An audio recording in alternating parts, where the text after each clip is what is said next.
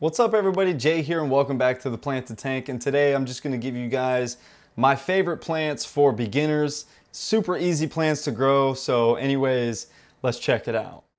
So as you can see, this is my 29-gallon community tank, and in this tank here I have literally just nothing but super easy plants to grow. Any beginner should be able to grow most of these plants, and just for reference, I'm only using a Current USA satellite freshwater LED Plus on here.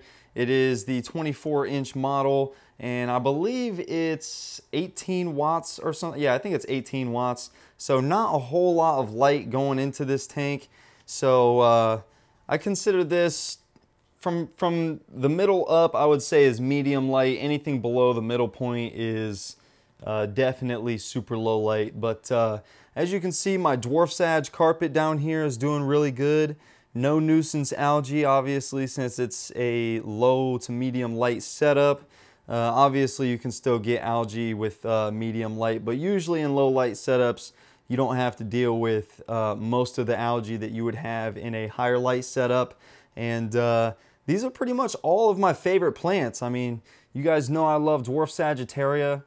I mean, it's just an epic, super easy to grow carpet, and it's a good nutrient absorber as well. So if you have algae problems, you can shove some of that in your substrate, and it might help balance out the tank for you. I have some Anubius golden coin up here, which is, I believe it is the Barteri round leaf is what the actual name of it is.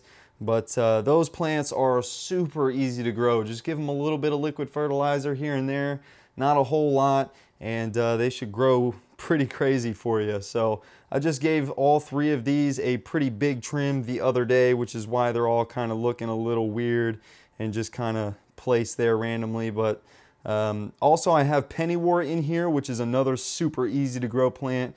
I would say the Pennywort takes the most amount of light to grow out of all the plants that are in here, but still super easy to grow nonetheless. And then right here in the center, I have some Java Fern Windelove there, and I have some there as well.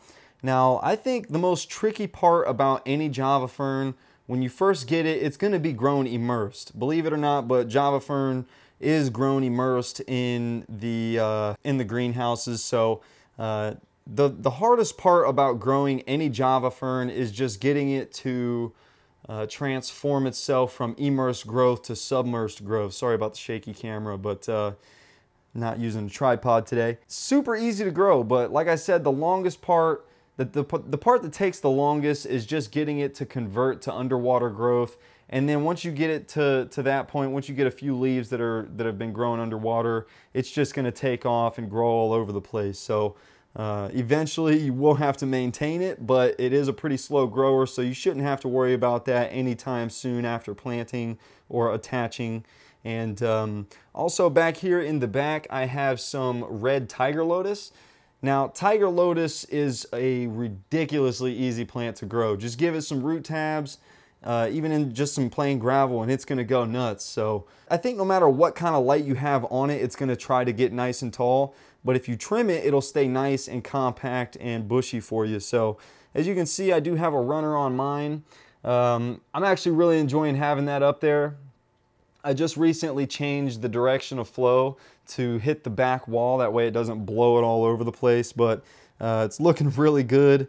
I did add a bunch of more black lava rocks in there, as you can see, the other day, and I think it looks really cool. Just a whole lot of stuff going on in this tank. I have some Amazon sword in here. This is a normal Amazon sword, and then I also have one over here as well that is the compacta version. So you can definitely tell the difference between the compacta and the normal type, and they both look really good.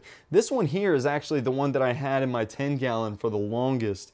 I think I had it in there for about a year before I took it out and threw it in here. So yeah, those are just some of my favorite plants. You got Anubius, Dwarf Sag, any kind of Java Fern, and Echinodurus, Nymphaea Lotus. All those plants are super easy to grow. Most of them are pretty heavy root feeders, except for the Anubius and Java Ferns, so you're going to want to have a decent substrate, either that or a lot of root tabs to grow those.